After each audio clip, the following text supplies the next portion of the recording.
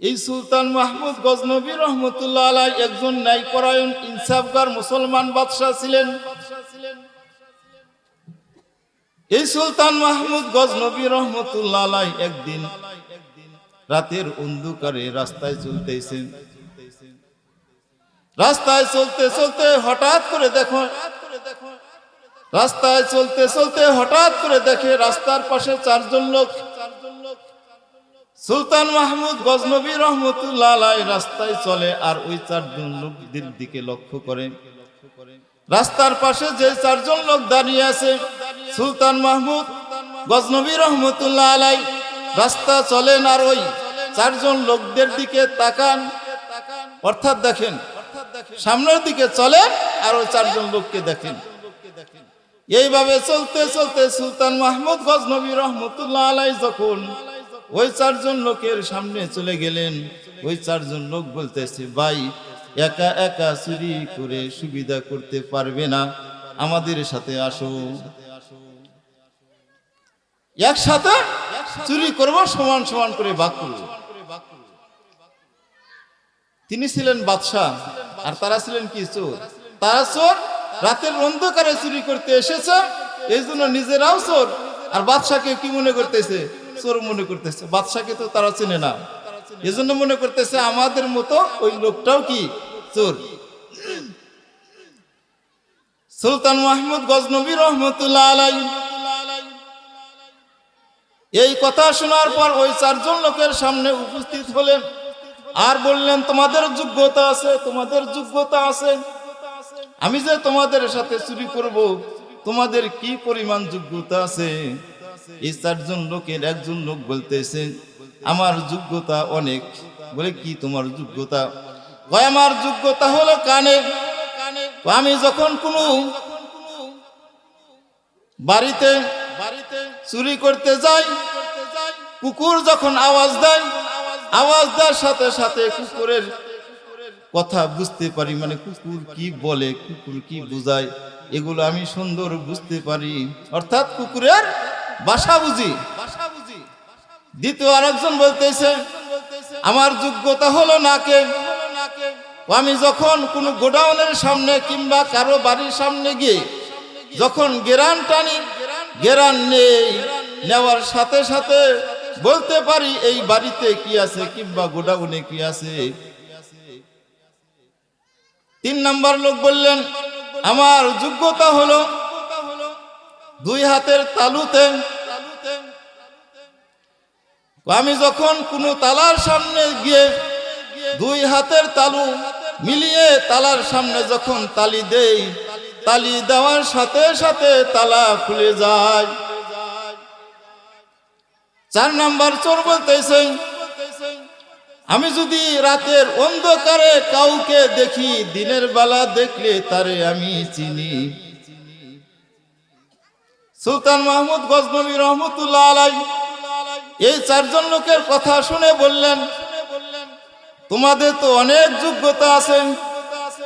এই চারজন লোক সুলতান মাহমুদ গজনবী রহমতুল্লাহ আলাইহিকে বলতেছেন, তুমি বড় চালাক, কারণ আমাদের কার কি যোগ্যতা আছে তুমি জেনে নিলাও, এখন আমরা জানতে চাই তোমার কি যোগ্যতা আছে, জানতে চাই তোমার কি যোগ্যতা আছে।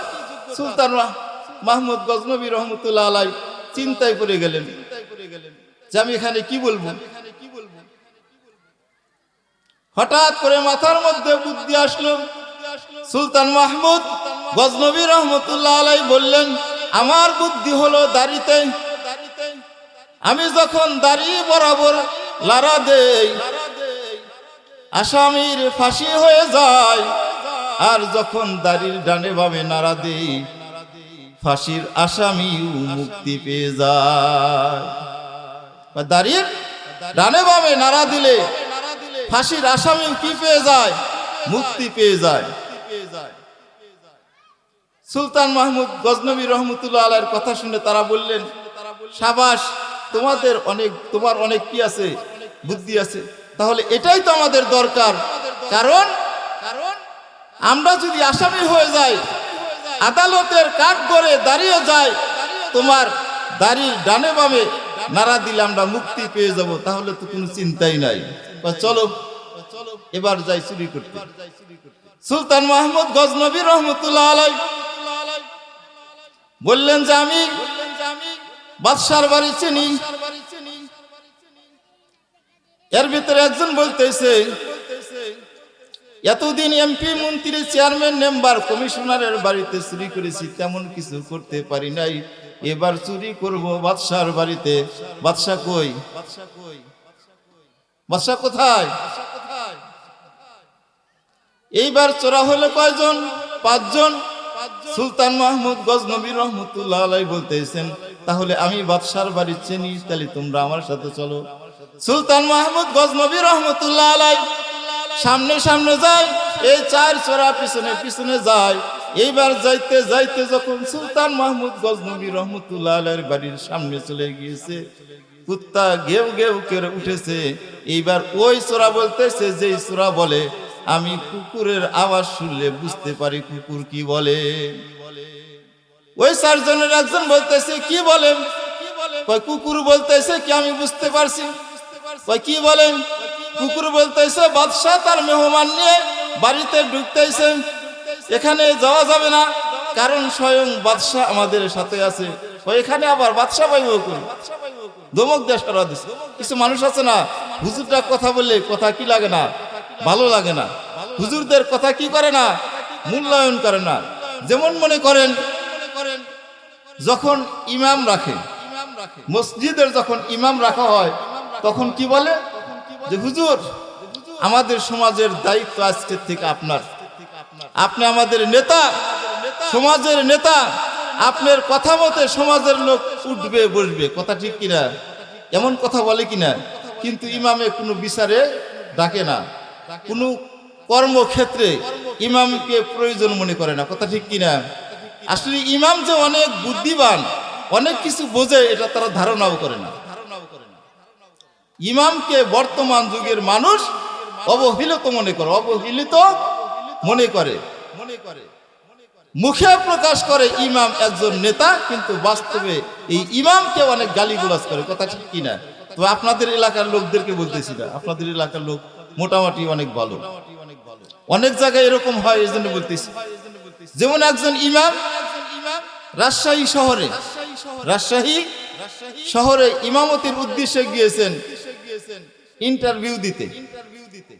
তো প্রথমে রাজশাহী শহরে এক মসজিদে ইন্টারভিউ দিলেন। ওই জায়গায় সভাপতি সুদ খায় বা ঘুষ খায়, এটা ইমাম সাহেবের জানা নাই। কিন্তু ইমাম সাহেব কি করেছে? এই সুদ ঘুষ নিয়ে কথা বলেছে। সুদ ঘুষ নিয়ে যখন কথা বলেছে, কথা বলার সাথে সাথে এই নামাজ শেষ করার পর ইমামকে বলা হয়েছে, হুজুর আপনার মতো ইমাম আমাদের প্রয়োজন নাই, কারণ আপনি আসতে না আসতে আমাদের বিরোধিতা শুরু করেছেন। কারণ ইমাম সাহেব এ কথা জানে না যে সভাপতি সাহেব কি খায়, ঘুষ খায়, সুদ খায়, এটা তার জানা নাই। হঠাৎ করে নতুন গিয়েছে, এই আলোচনা করার পরে বলছে আপনাকে রাখা হবে না, কারণ আপনাকে নিয়োগ দিলে আমাদের মান ইজ্জত সব শেষ করে দিবেন। এরপরে সপ্তাহে পাশে এক মসজিদ খালি, পাশাপাশি মসজিদ খালি থাকে না, পাশে এক মসজিদ খালি। পরের সপ্তাহে পাশের মসজিদে কি দিয়েছে? ইন্টারভিউ দিয়েছে। ওখানে আলোচনা করেছে পর্দা নিয়ে। পর্দা করা কি ফরজ। ইমাম সাহেব পর্দা নিয়ে আলোচনা করেছে যে পর্দা থাকতে হবে, বেপর্দায় চলা যাবে না। এবার সেক্রেটারির স্ত্রী বেপর্দা কোথায় যায়? বেপর্দা হয়ে বিরাকে চাকরি করে। কোথায় চাকরি করে? বিরাকে যারা চাকরি করে তারা কি বুরকা পরে? একজনও বুরকা পরে না। বুরকা পরলেও মুখ তার খোলা থাকে। এই পর্দা নিয়ে যখন আলোচনা করছেন, মসজিদে নামাজের পরে বসার পরে ইমাম সাহেবকে বলছে, সেক্রেটারি সাহেব ইমাম সাহেবকে বলতেছে, হুজুর আপনাকে নিয়োগ দেওয়া হবে না, কারণ আপনি আসতে না আসতে আমার পরিবার নিয়ে কথা বলছেন। আমার পরিবার বেপর্দায় থাকে, এই বেপর্দা নিয়ে আপনি আলোচনা করেছেন। অতএব আমি সেক্রেটারি যদি থাকি তাহলে আপনার মতো ইমামকে রাখবো না, অন্যজন রাখলে আমি সেক্রেটারিগিরি করব না, এই পদই ছেড়ে দিব। এই পদ কি দিব? ছেড়ে দিব। এইবার বেচারা ইমাম সাহেব চিন্তা করলেন, শহরের মধ্যে সুদ ঘুষ নিয়ে আলোচনা করলে ইমামতি করা যায় না, পর্দার কথা বললেও ইমামতি থাকে না। অতএব আমি এমন এক জায়গায় যাব যেখানে বড় লোক থাকবে না, মান্যগণ্য লোক থাকবে না। এমন এক জায়গায় যাব যেখানে নিম্ন শ্রেণীর মানুষ থাকে, সেটা হলো গ্রামের মধ্যে। তিনি গ্রামগঞ্জে চলে গেলেন। গ্রামগঞ্জে চলে গিয়ে চিন্তা করলেন, এখানে আর কেউ রাজনীতি করবে না, পর্দার কথা বললেও কিছু বলবে না, ঘুষ সুদের কথা বললেও কিছু বলবে না, এখানে যা ইচ্ছা তাই বলতে পারবো। অতএব গ্রামগঞ্জেই আমি থাকার জন্য কি করলাম? মনোনিবেশন করলাম যে আমি এখানেই থাকবো, গ্রামেই ইমামতি করব। রাতের বেলায় যখন ইমাম সাহেব মসজিদের মধ্যে থাকলেন, সকাল বেলায় যখন ফজরের নামাজ আদায় করলেন, ওই ফজরের নামাজের মধ্যে তেলাওয়াত করলেন, ইয়াসিন ওয়াল কুরআনিল হাকীম ইন্নাকা লামিনাল মুরসালিন আলা সিরাতিম মুস্তাকিম। এই সূরার মধ্যে ওই মসজিদের সেক্রেটারির বাবার নাম, সেক্রেটারির নাম, সেক্রেটারির নাতির নাম, সেক্রেটারির ছেলের নাম, চারজনের নাম এই সূরার মধ্যে। আমি যে 4টি আয়াতে কারিমা তেলাওয়াত করলাম, আছে কিনা নাই? ইয়াসিন মানুষের নাম আছে না নাই? ইয়াসিন সেক্রেটারির পিতার নাম, মুস্তাকিম নাতির নাম, মুরসালিন সেক্রেটারির নাম। সেক্রেটারির ছেলের নাম কি? মনে করেন 4 জনের 4টা নাম। ওই পরিবারে, সেক্রেটারির পরিবারে এই 4টি আয়াতে কারিমার মধ্যে 4 জনের নাম আছে। এবার কেশিয়ার সাহেব বলেন, হুজুর আপনি আমাদের সেক্রেটারির নামে এত সুন্দর সূরা তেলাওয়াত করেছেন, আমাদের সেক্রেটারি খুব খুশি হয়ে গেছে। আগামীকাল ফজরের নামাজে আমার নামে সূরা তেলাওয়াত করবেন। হুজুর জিজ্ঞাসা করলেন, আপনার নাম কি? কয় আমার নাম বাবর। বাবর তো কুরআনুল কারীমের কোথাও নাই। আছে বাবর একটি শিরকি নাম, শিরকি নাম আল্লাহর কোরআনে দেওয়া হয় নাই। হুজুর চিন্তা করলেন, মুসার নাম যদি থাকতো তাহলে কোরআনুল কারীম তেলাওয়াত করে সূরা বানাইতে পারতাম। যদি ইব্রাহিম খলিলুল্লাহর নাম থাকতো তাহলে সূরা বানাইতে পারতাম। যদি ঈসা পয়গম্বরের নাম থাকতো তাহলেও সূরা বানাইতে পারতাম। কিন্তু এমন একটা নাম এই কেশিয়ারের, যেই নামটা কোরআনের কোথাও নাই, সূরা কিভাবে বানাইবো? সূরা বানানোর ক্ষমতা আমার কাছে নাই। এইবার ইমাম সাহেব চিন্তা করলেন, যদি আমি এই সূরাটা আবিষ্কার করতে না পারি, শহরের মধ্যে 2 মসজিদ থেকে ফেরত এসেছি, আমার মনে হয় এখান থেকেও ফেরত যেতে হবে। অতএব যেভাবে পারি আমি এই সূরাটা আবিষ্কার করেই ছাড়বো, সূরাটা বানাইই ছাড়বো। সারাদিন বসে বসে ইমাম সাহেব চিন্তা করে করে একটা সূরা বানাইলেন। সেই সূরাটা হলো ইয়া আইয়ুহাল বাবুর আনতা কালবু ওয়া আবুকা হিমারুন ওয়া জাদ্দুকা খিনজির ওয়া আনতুমুল জাহিলুন। এভাবে একটা সূরা মিলাইছে। কি বানাইছে? সূরা আবিষ্কার করছে। আবিষ্কার করার পরে এইবার কেশিয়ার সাহেব বলতেছে যে হুজুর সূরাটা মাশাআল্লাহ খুব সুন্দর হয়েছে। এবার আমি জানতে চাই আপনার এই সূরাটার অর্থ কি? সূরাটার অর্থ মারাত্মক খারাপ। সূরাটার অর্থ কি না? ভালো না।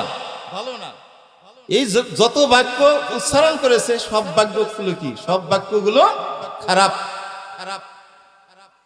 তখন হুজুরকে যখন বললেন সূরাটার অর্থ বলেন, তখন হুজুর বললেন যে চাচা যান কিংবা বাবা যান, এই সূরাটা বলছি এটা অনেক কিছু, অর্থ জানার কোনো প্রয়োজন নাই। এইবার কেশিয়ার সাহেব বলতেছেন, বাবাজি তুমি যদি সূরাটার অর্থ বলতে পারো তাহলে আমি আরো অনেক খুশি হয়ে যাইতাম। তোমার সূরা শুনে আমি অনেক খুশি হয়েছি, অর্থ বললে আরো খুশি হয়ে যাব। সারে না। কিন্তু ইমাম সাহেব চিন্তা করলেন, অর্থ যদি বলি এখানে তো ইমামতি থাকবেই না, আমার আবার মার খাইতে হবে। কি খাইতে হবে? পেটন খাইতে হবে। সারে না তখন বললেন, ইয়া আইয়ুহাল বাবর, হে বাবর, আনতা কালবুন, তুমি একজন কুকুর, ওয়া আবুকা হিমারুন, তোমার বাবা একজন গাধা, ওয়া জাদ্দুকা খিনজির, আর তোমার দাদা হলো শুকুর, ওয়া আনতুমুল জাহিলুন, আর তোমরা সব মূর্খের দল।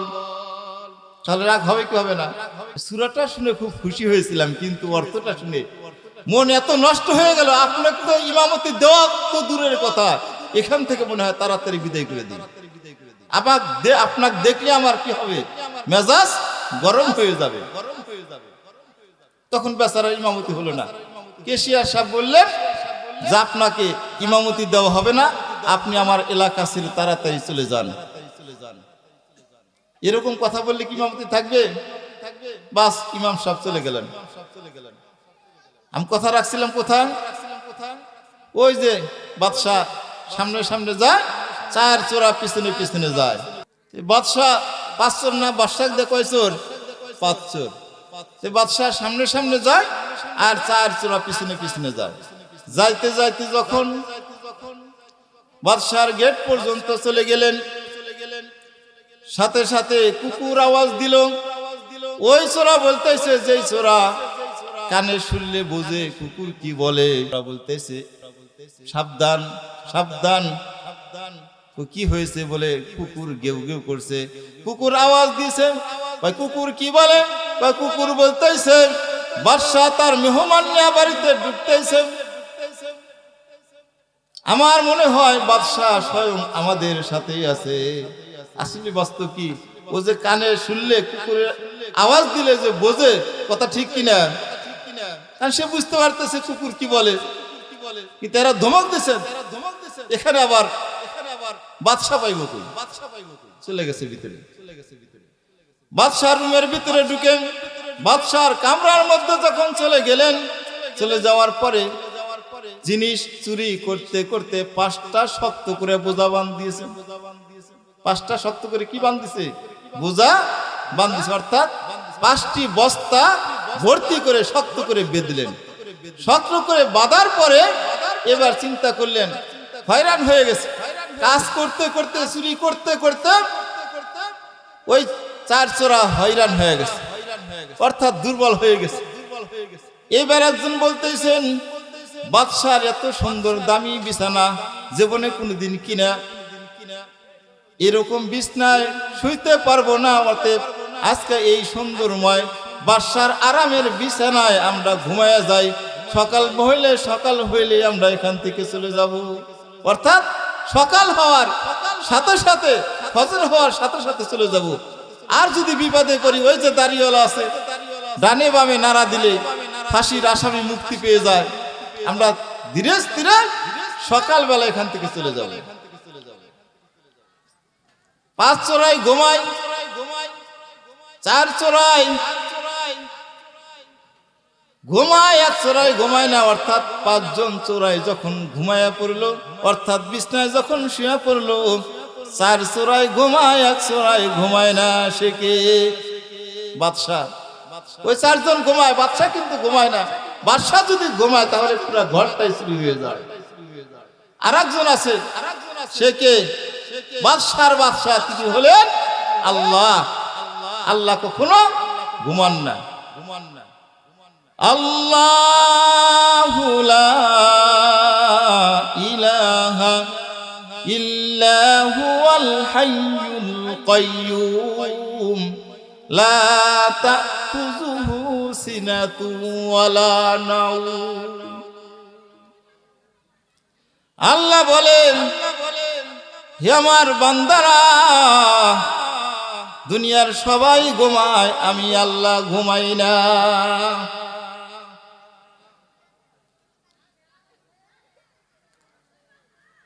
কোন মা যদি তার সন্তান প্রসব করে, মার শরীরটা বড় দুর্বল হয়ে যায়,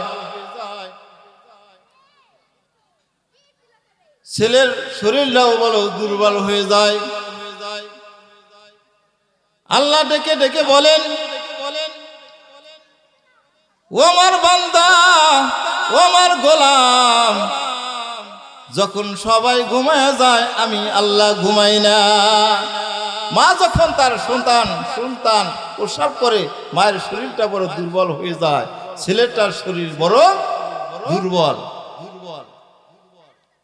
ছোট ছেলের নাকের উপর যখন রাত 12টা 1টা 2টার সময় যখন ছোট বাচ্চা ছোট সন্তানের নাকের উপর মায়ের হাতটা পড়ে যায়, মায়ে ঘুমায়, বাবা ঘুমায়, বাড়ির সকলেই ঘুমায়, পাড়ার প্রতিবেশী সবাই ঘুমায়। আল্লাহ বলেন সবাই যখন ঘুমায় যায় আমি আল্লাহ ঘুমাই না, আমি আল্লাহ একটু জিমাও যাই না, জিমায়ও না, ঘুমায়ও না। ওই সন্তানের নাকের উপর যখন মায়ের হাতটা পড়ে যায়, পড়ে যাওয়ার পরে ওই সন্তান বলতে পারে না, মা তোমার হাতটা আমার নাকের উপর পড়ে গিয়েছে, আমি বড় কষ্টে আছি, তোমার হাতটা সরাও। বলতে পারবে? এই সময় আল্লাহ ডাক দেয়া বলে সবাই ঘুমায়। যখন তোমার মা ঘুমায়, তোমার বাবা ঘুমায়, তোমার আত্মীয় স্বজন ঘুমায়, তোমার পাড়াপতি সবাই ঘুমায়, ওই সময় তুমি যখন বিপদে পড়ো, তোমার মায়ের হাতটা যখন তোমার নাকের উপর পড়ে যায়, আমি আল্লাহ স্বয়ং কুদরতি হাত দিয়ে তোমার মায়ের হাতটা তোমার নাকের উপর থেকে সরিয়ে দিই। কথা ঠিক কিনা? আল্লাহ কত বড় দয়ালু। হে দয়াময়, হে দয়াময় রহিম রহমান, তোমার দয়া দিবানিশি গাই যে মধুর গান, তোমার দয়াই দিবানিশি গাই তোমারই গান। হে দয়াময়, হে দয়াময় রহিম রহমান, তোমার দয়াই দিবানিশি গাই যে মধুর গান, তোমার দয়াই দিবানিশি গাই তোমারই গান। ফকির তুমি বাদশা বানাও তোমারই দয়াতে, বাদশা আবার ফকির বনে তোমার ইশারাতে। যখন খুশি নাও গো করে, যখন খুশি নাও গো করে মাখলুকাতের প্রাণ। হে দয়াময়, হে দয়াময় রহিম রহমান, তোমার দয়াই দিবানিশি গাই যে মধুর গান, তোমার দয়াই দিবানিশি গাই তোমারই গান। কথা ঠিক কিনা? ওই যে চার চোরাই ঘুমায়, একজন ঘুমায় না, সে কে? বাদশাহ। এই চার চোর যখন ঘুমায়ন্ত অবস্থায় আছে, বাদশাহ ঘর থেকে বের হয়ে মসজিদের দিকে চলে গেলেন। ঘরের দরজার তালাটা বাহির দিয়া লাগাইলেন, যাতে ওই ব্যক্তি, যেই ব্যক্তি 2 হাত মিলিয়ে তালি দিলে তালা খুলে যায়, ওই ব্যক্তি যেন তালা না খুলতে পারে। এই জন্য বাহির থেকে লাগাইয়ে দিয়ে, বাহির থেকে তালা লাগাইয়া দিয়ে কি করলেন? মসজিদে চলে গেলেন। সুলতান মাহমুদ গজনবী রহমতুল্লাহ আলাইহি নামাজ শেষ করে যখন সিংহাসনে বসে গেলেন, সিংহাসনে বসে জল্লাদকে আদেশ দিলেন, জল্লাদ যাও, আমার বাড়িতে 4 জন চোরা আছে, হ্যান্ডকাপ পরে তাদেরকে নিয়ে আসো। জল্লাদ বাদশার আদেশ পাওয়ার সাথে সাথে ওই 4 চোরাকে হ্যান্ডকাপ দিয়ে আদালতে নিয়ে আসলেন। আদালতে নিয়ে আসার পরে অ্যাডভোকেট সাহেব দাঁড়িয়ে গেলেন। বাদশা নামদার, এই এলাকার মধ্যে যত চুরি হয়েছে এই 4 চোরাই চুরি করেছে। মানুষ যখন চুরি করে ধরা পড়ে, তখন এলাকার ভিতরে সব জায়গা চুরি না করলেও তার নাম হয় কি? হয় না। মনে করেন চুরি করছে এক জায়গায় চুরি করে ধরা পড়ছে, এখন এলাকার মধ্যে যত জায়গায় চুরি হয়েছে, এই বাদশা কিংবা তার অ্যাডভোকেট যারাই থাক, ওই এক জায়গায় চুরি করে যদি ধরা পড়ে, সব চোরের শাস্তি তার উপরে চলে আসে, সব চোরের অপবাদের কথা তার উপরেই চলে আসে। কথা ঠিক কিনা? অ্যাডভোকেট সাহেব বলতেছে, বাদশা নামদার, এই 4 চোরাই এলাকার ভিতরে যত কমিশনার মেম্বার, যত কমিশনার মেম্বার এমপি মন্ত্রী যত ঘর বাড়িতে চুরি হয়েছে এই চার চোরাই চুরি করেছে। অতএব এই চার চোরাকে এমন শাস্তি দিবেন যাতে এইটা দেখে কোনো মানুষ আর জীবনে চুরি না করে। ওই অ্যাডভোকেট সাহেব বলতেছে এদের ফাঁসি দিতে হবে। কি করতে হবে? ফাঁসির কাষ্ঠে ঝুলিয়ে মৃত্যুদণ্ড দিলে আর জীবনে কেউ এটা দেখে আর চুরি করবে না। ওই চার চোরার ভিতরে এক চোরা আছে, যেই চোরা রাতের অন্ধকারে কাউকে দেখলে দিনের বেলা তারে চেনে। যদি কাউকে রাতের বেলায় দেখে দিনের বেলাও তারে কি চেনে। এখন ওই চোরা বলতেছে মানে বাদশার দিকে একবার তাকায়, এই তিন চোরার দিকে একবার তাকায়। তার বারবার বাদশার দিকে তাকায় আর বারবার ওই তিন বন্ধুর দিকে তাকায়, বারবার তাকায়। এইবার বাদশার দিকে লক্ষ্য করে বলতেছেন, জাহাপনা বাদশাহ নামদার, রাত্রে আমরা চুরি করলাম 5 জন, এখন আসামির কাঠগড়ে দাঁড়াইলাম 4 জন, আর একজন রেতে মনে হয় ওই সিংহাসনেই বসা। সিংহাসনে কে বসা? বাদশাহ। বলতেছে রাতের বেলায় চুরি করলাম 5 জন, এখন আসামির কাঠগড়ে দাঁড়াইলাম 4 জন, তাহলে আর একজন রে মনে হইতেছে সিংহাসনে বসা। এবার বাদশাহ ডাক দে বলে, তাহলে কি আমারে চিনছো? জাহাপনা বাদশাহ, আপনাকে চিনছি। আপনি রাতের বেলায় আমাদের বন্ধু হয়েছেন, এখন আপনি আমাদের শত্রু হয়ে গিয়েছেন। রাতের বেলা চুরি করলাম 5 জন, আসামি হলাম 4 জন, আপনি বড় বিচারক। আপনি অপরাধী হয়েও আপনি সিংহাসনে বসে আমাদের বিচার করতেছেন। আপনার কলমের রায় একদম সহজ। আপনি যদি ইচ্ছা করেন তাহলে দাড়ির ডানে বামে নাড়া দিলে আমাদের মুক্তি দিতে পারেন। ওই যে রাতের অন্ধকারে আপনি বলছিলেন আমার বুদ্ধি হলো দাড়িতে সোজা বরাবর নাড়া দিলে আসামির ফাঁসি হয়ে যায়, আর দাড়ির ডানে বামে নাড়া দিলে ফাঁসির আসামি মুক্তি পেয়ে যায়। তাহলে একটু দয়া করে আপনি দাড়ির ডানে বামে নাড়া দেন, তাহলে আমরা এখান থেকে মুক্তি পেয়ে যাব। অতএব সহজ কথায় বুঝাতেছে, দয়া করে মায়া করে আমাদের যদি মুক্তি করে দেন, আমাদের যদি মাফ করে দেন, জীবনে আর কোনোদিন চুরি করব না। বাদশাহ চিন্তা করে বললেন, যদি তোমরা কোনোদিন আর চুরি না করো, এই প্রতিজ্ঞা করো, তাহলে আমি তোমাদের মাফ করে দিব, আর তোমরা আজ থেকে চুরি করা বন্ধ করবে, আজ থেকে ভালো হয়ে যাবে, ভালো হয়ে যাইবে। এই 4 চোরা যখন জেলখানার গেট থেকে বের হয়ে গেলেন, বের হওয়ার সাথে সাথে রাস্তায় দাঁড়িয়ে পরামর্শ শুরু করলেন, ভাই জীবনে অনেক চুরি করেছি, আজ থেকে চুরি করব না। যেই মালিক আমাদের তৈরি করেছে, সৃষ্টি করেছে, ওই মালিক আমাদের রিজিক দিবে। অতএব আজ থেকে চুরি করা বন্ধ করে দিয়ে আজ থেকে আমরা আল্লাহর ওলি হয়ে গেলাম, অর্থাৎ 5 ওয়াক্ত নামাজ পড়ব, আল্লাহর হুকুম মতো চলবো, নবীজির তরিকা অনুযায়ী চলবো, আজ থেকে আর চুরি করব না। কথা অনেক লম্বা। চুরি করা কি করে দিলেন? বন্ধ করে দিলেন। বন্ধ করে দিয়ে চিন্তা করলেন, যদি বাদশাহ আমাদের মাফ করে দিতে পারে, তাহলে বাদশাহ একজন আছে, তিনি হলেন আল্লাহ। ওই আল্লাহ বাদশার চাইতেও 99 গুণ বেশি ক্ষমতা রাখেন। কারণ আল্লাহ দুনিয়াতে 100 দয়ার 1 ভাগ দুনিয়াতে দিয়েছেন, আর 99টি আল্লাহর কাছে রেখেছেন। ওই 4 চোরার 1 চোরা বলতেছেন, যদি বাদশাহ এই সামান্য দয়া আমাদের মাফ করে দিতে পারে, ওই আল্লাহ না জানি কত বড় দয়ালু, যেই আল্লাহর কাছে আরো 99টি দয়া রয়েছে। অতএব ওই ভরসা করলাম আমরা আজকে আল্লাহ তাআলার উপর, আজ থেকে আল্লাহর ওলি হয়ে গেলাম, জীবনে আর কোনোদিন চুরি করব না। ভালো হয়ে গেল। মানুষ যদি ভালো হয়, বুজুর্গ হয়, তার প্রতিফল দুনিয়াতে পায়। আগের যুগের কথা, সাহাবায়ে কিরামদের যুগের কথা।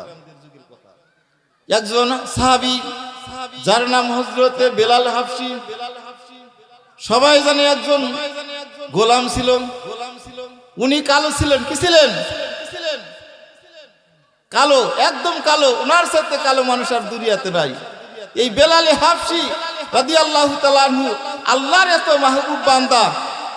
নবীজি সাল্লাল্লাহু আলাইহি ওয়াসাল্লাম এই বেলাল সম্পর্কে বলে, হে বেলাল, তোমাকে যদিও মানুষ পছন্দ করে না, মানুষ তোমাকে তেমন ভালোবাসে না, তবে আল্লাহ, যে আল্লাহ আমি নবীকে যখন জান্নাতে দিবে, ওই নবী, আমি নবী অর্থাৎ আমি মুহাম্মদ সাল্লাল্লাহু আলাইহি ওয়াসাল্লামকে যেদিন জান্নাতে দিবে, ওই দিন আমি নবীর আগে তুমি বেলাল জান্নাতে যাবে। কিভাবে যাবে? নবীজি সাল্লাল্লাহু আলাইহি ওয়াসাল্লাম বেলাল রাদিয়াল্লাহু তাআলা আনহুকে বললেন, হে বেলাল, আমাকে যখন আল্লাহ সর্বপ্রথম জান্নাতে প্রবেশ করাইবে, ওই সময় আমি যেই সোয়ারির উপর আরোহণ করে জান্নাতে প্রবেশ করব, ওই সোয়ারির লাগাম ধরে তুমি বেলাল আমি নবীর আগে জান্নাতে যাবে। মানুষের কাছে দাম নাই, বেলাল গোলাম, তার বাবা গোলাম, তার দাদা গোলাম, তার 14 গোষ্ঠী সবাই গোলাম, কিন্তু আল্লাহর কাছে এই গোলামের দাম এত বেশি যে শ্রেষ্ঠ মানুষ, সবচাইতে দামি মানুষ সেই নবীর জবান মোবারক দিয়া প্রকাশ করেছেন, বলেছেন যে বেলাল আমি নবীর আগেও জান্নাতে প্রবেশ করবে। নবীজি সাল্লাল্লাহু আলাইহি ওয়াসাল্লাম যখন আরশে মহল্লায় চলে গিয়েছিলেন, ওই সময় বেলালের জুতার আওয়াজ শুনতে পান জান্নাতের মধ্যে। রাসূল কারীম সাল্লাল্লাহু আলাইহি ওয়াসাল্লাম বেলাল রাদিয়াল্লাহু তাআলা আনহুকে জিজ্ঞাসা করলেন, হে বেলাল, তুমি কি আমল করো যে আমলের কারণে আমি নবীজি তোমাকে জান্নাতের মধ্যে তোমার জুতার আওয়াজ শুনতে পারি? জান্নাতের মধ্যে আমি তোমাকে তোমার জুতার আওয়াজ দেখি বা তোমার জুতার আওয়াজ শুনতে পারি জান্নাতের মধ্যে, তুমি কি আমল করো? কয়, ওযু করার পরে আমি 2 রাকাত নামাজ পড়ি, এটাই আমার আমল। এই আমলের কারণে আল্লাহ তাকে এত মর্যাদা, এত সম্মান বাড়িয়ে দিয়েছেন যে জান্নাতের ভিতরে নবীজি সাল্লাল্লাহু আলাইহি ওয়াসাল্লাম বেলালের জুতার আওয়াজ শুনতে পায়। কত বড় দামি মানুষ! শুধু এটাই নয়, আর একটা কথা হলো, বেলাল রাদিয়াল্লাহু তাআলা আনহু মসজিদ নববীর কি ছিলেন? মুয়াজ্জিন ছিলেন। মানুষে বলা বলি শুরু করলেন, যেমন আমরা মসজিদে বলি ভালো একজন ইমামের দরকার, ভালো একজন মুয়াজ্জিনের দরকার। বেলাল আজান দেয় তুতলা, মুখে একটু বাজে, আওয়াজ স্পষ্ট না হওয়ার কারণে সবাই চিন্তা করলেন হুজুর একটা মুয়াজ্জিন দরকার। বেলালের পরিবর্তে একজন ভালো কণ্ঠস্বরওয়ালা মুয়াজ্জিন আনেন, যাতে আজান দিলে ভালো শোনা যায়।